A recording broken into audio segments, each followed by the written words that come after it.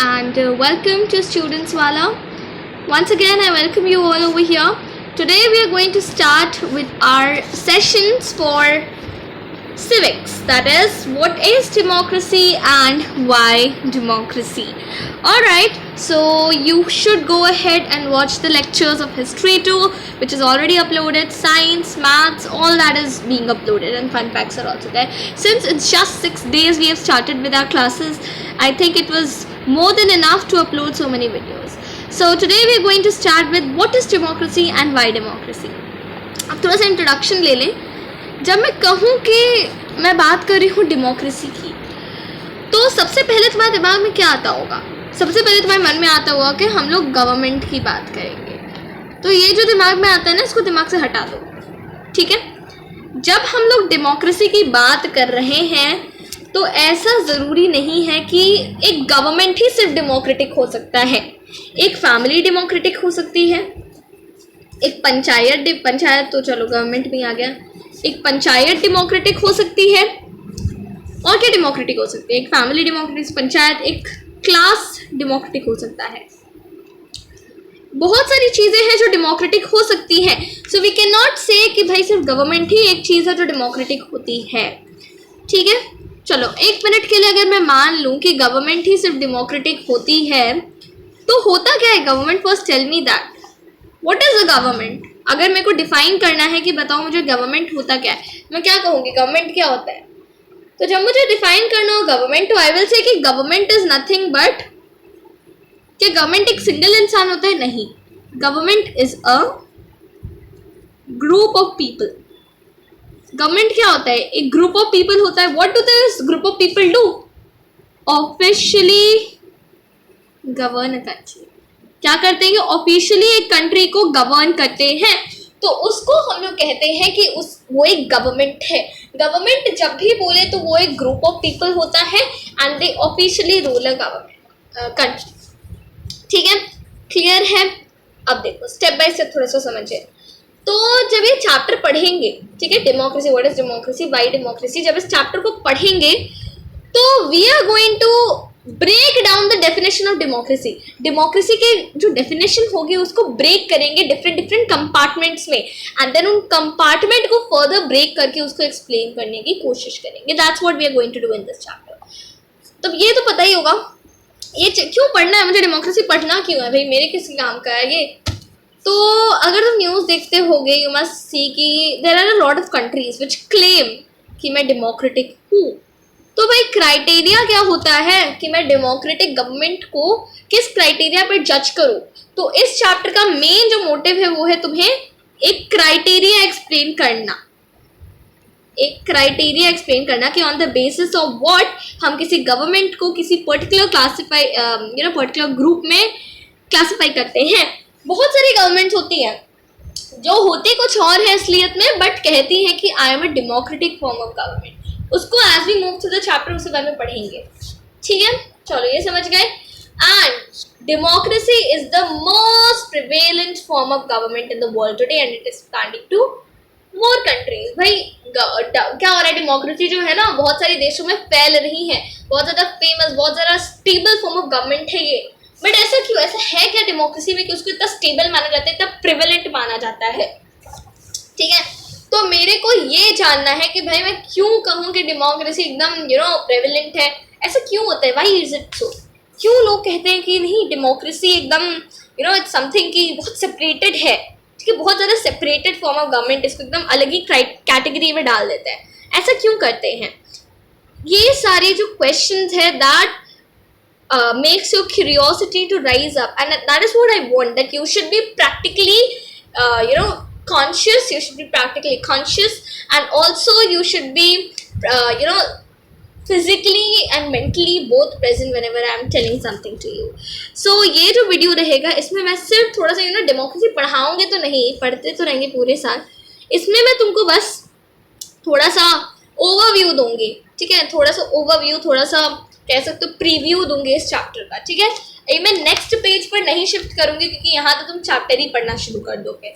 इस पर मैं शिफ्ट नहीं करूँगी. मैं थोड़े से इंपॉर्टेंट की कुछ पढ़ा देती हूँ.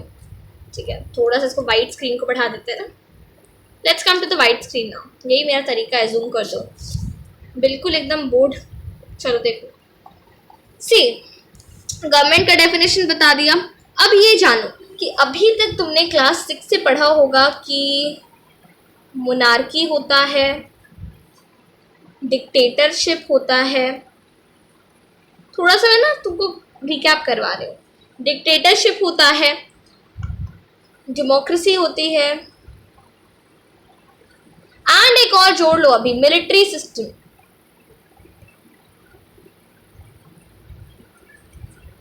ऑटोक्रेसी भी होती है, वो भी पढ़नी नहीं है, ठीक है.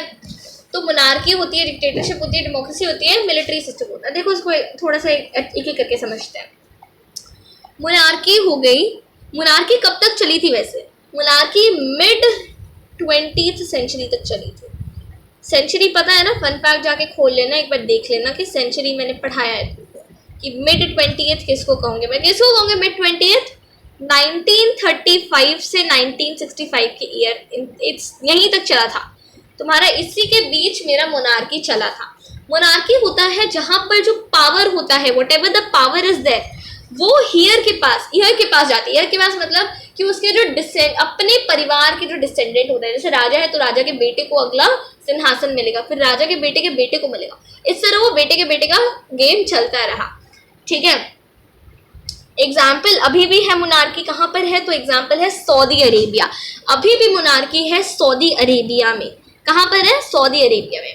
आगे बात करें डिक्टेटरशिप की. तो डिक्टेटरशिप में क्या होता था, इसका तो तुमको बहुत अच्छा एग्जाम्पल सबको पता होगा ना, Hitler. Very good, Adolf Hitler. इनकी भी एक कहानी है, नाजिज्म में पढ़नी है, ठीक है, चिंता मत करना, सब पढ़ना है अभी. तो इसमें क्या होता है कि डिक्टेटरशिप में बेसिकली एक ग्रुप ऑफ पीपल होते हैं या फिर एक सिंगल पर्सन होता है जो फोर्सिबली एक पर्टिकुलर कंट्री पर रूल करता है. The people of the country do not have any freedom. जो भी डिक्टेटर ने कहा वही उन्हें करना होगा. एग्जाम्पल क्या हो गई? जर्मनी में चली थी ना एडोल्फ हिटलर, वहीं पे किया था ना उन्होंने एक कारनामा, जर्मनी. डेमोक्रेसी पे आ जाए तो भाई डेमोक्रेसी तो पढ़नी ही है. क्या होती है डेमोक्रेसी वैसे? अच्छा चलो इसको पहले समझ जाते हैं. मिलिट्री सिस्टम देखो, अभी अगर मैं कंपेयर करूं on the basis of weapons, India में सबसे पावरफुल कौन है? तुम कहोगे प्रेसिडेंट है, प्राइम मिनिस्टर. उनके पास कोई वेपन्स है क्या? नहीं. अभी इंडिया में अगर चाहे तो 1 मिनट में पूरी इंडिया पर कब्जा कौन कर सकते हैं? आर्मी अभी चाहे तो 1 मिनट में पूरी इंडिया पर कब्जा कर सकते हैं क्योंकि उनके पास वेपन्स हैं, ठीक है. यही हुआ था म्यांमार में. Myanmar was under military rule, ठीक है. म्यांमार मिलिट्री रूल के अंडर था. वहाँ की जो आर्मी थी उन्होंने सोचा कि मेरे पास भी कुछ पावर होनी चाहिए ना. उन्होंने गवर्नमेंट पूरी they just ruled over that, सारे पीपल्स को कैप्चर कर लिया, ऐसा कर लिया, पूरा पावर एकदम प्रेसिडेंट को थ्रो कर दिया एंड ऑल दैट. तो फिर मिलिट्री सिस्टम वहाँ चल गई. तो जहाँ military, the army will rule, that is called as the military system of the government. समझ गए? Military system. अब देखो, अब आता है मेरा डेमोक्रेसी. तो भाई तुम्हें डेमोक्रेसी अगर ना पता हो तो मैंने तुमको क्या बताया अभी तक, क्या क्या बता दिया तुमको? बता दिया मैंने मोनार्की क्या होता है, डिक्टेटरशिप क्या होता है, मिलिट्री क्या होता है. तुम कह सकते हो ना कि ऐसा गवर्नमेंट जो ना तो मोनार्की हो, ना तो डिक्टेटरशिप हो, ना तो मिलिट्री सिस्टम हो, उसको मैं कह दूंगी वो डेमोक्रेटिक गवर्नमेंट है. कह सकते हैं ये बात कि डेमोक्रेसी ऐसा गवर्नमेंट है जिसमें ना तो मोनार्की के सिम्टम्स हो, ना डिक्टेटरशिप के सिम्टम्स हो और ना मिलिट्री सिस्टम के सिम्टम्स हो. ऐसा कहा जा सकता है. अगर बात की जाए कि होता क्या है डेमोक्रेसी, तो डेमोक्रेसी एक ऐसा फॉर्म ऑफ गवर्नमेंट होता है जहाँ पर जो रूलर्स होते हैं, rulers are elected by the people. Alright, so rulers, alright, okay, या तो डेमोक्रेसी होता है जहाँ पे rulers are elected by the people, ठीक है. अब मेरे को क्या करना है, इसी पूरे डेफिनेशन को, ये जो एक पूरा एजेंडा है, ये जो एक पूरा चैप्टर होगा, इसमें मुझे बस इसी पर्टिकुलर जो मेरा कह सकते हो कि कैसे बताओ तुमको, देखो यही पूरा जो डेफिनेशन है इसी को हम लोग ब्रेक करके समझेंगे. What is the definition? Rulers are elected by the people. तो इसमें हम लोग रूलर्स को ब्रेक करेंगे, इलेक्टेड को ब्रेक करेंगे, पीपल को ब्रेक करेंगे कि भाई वो रूलर्स कौन है, हु आर दोज रूलर्स. क्या इलेक्शन होती क्या है भाई? इलेक्शन तो बहुत जगह होती है, तो इलेक्शन होती क्या है, एक ट्रू डेमोक्रेटिक इलेक्शन होती क्या है, and who are those people to elect the rulers? ये कुछ क्वेश्चंस होंगे जो हम डिस्कस करेंगे, ठीक है? ये कुछ क्वेश्चंस होंगे जो हम डिस्कस करने वाले हैं। अब तो पूछोगे कि रूलर्स कौन होते हैं, तो पढ़ना है चैप्टर में, बट बता देते हो। देखो रूलर्स होते कौन है, लेट्स मतलब कुछ एग्जांपल्स के through will see a scenario in Pakistan, तो उससे रूलर्स कौन होते हैं पता चलेगा। रूलर्स डेमोक्रेटिक गवर्नमेंट में नेता किस टाइप के होते हैं? इलेक्टेड मतलब देखो इलेक्शन, तुम कहोगे इलेक्शन तो होती है ना डेमोक्रेटिक फॉर्म ऑफ गवर्नमेंट में, अब इसमें क्या इलेक्शन को क्या ब्रेक करेंगे?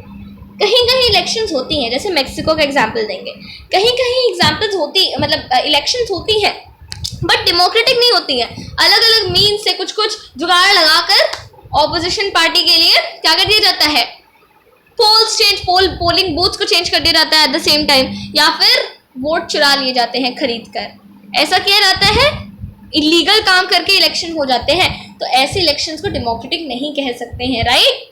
पीपल कौन होते हैं? तो पीपल यूनिवर्सल अडल्ट फ्रेंचाइज पढ़ेंगे तब पता चलेगा पीपल कौन होते हैं।